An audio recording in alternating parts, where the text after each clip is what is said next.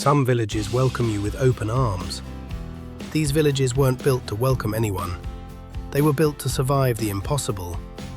In central Greece, monks built their homes on top of towering rock pillars, not next to them, not at the base, on top.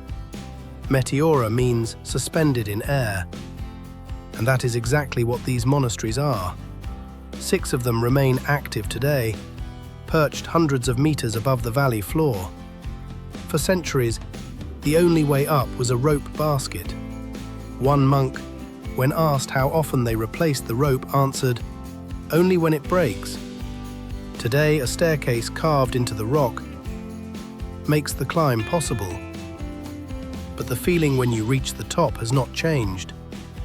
You stand in a place where humans were never meant to build anything. And yet, here it is.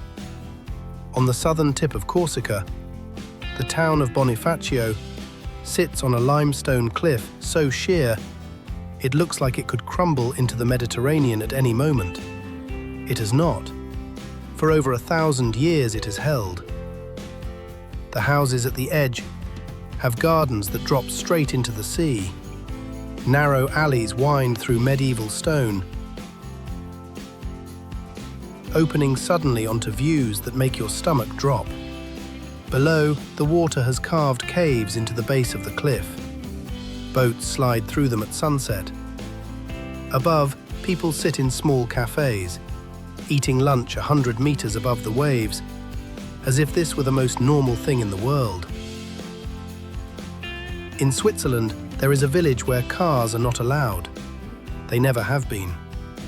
Wengen sits on a mountain shelf facing the Jungfrau, accessible only by cogwheel train, without roads, without traffic, without engine noise. The loudest sound is cowbells drifting across the valley.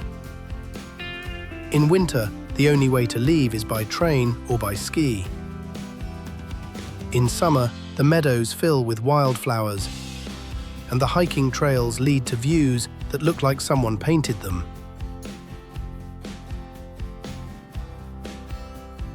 The village has not changed much in 100 years.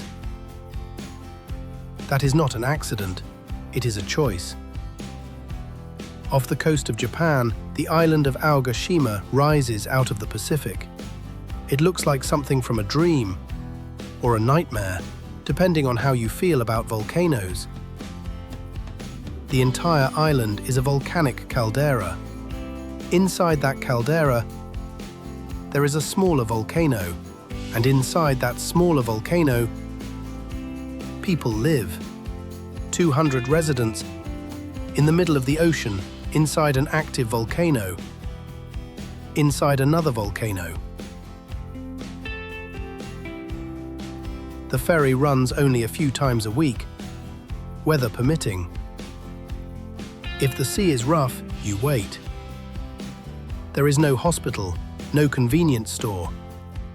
Just a tiny village, a geothermal sauna, powered by the earth beneath it.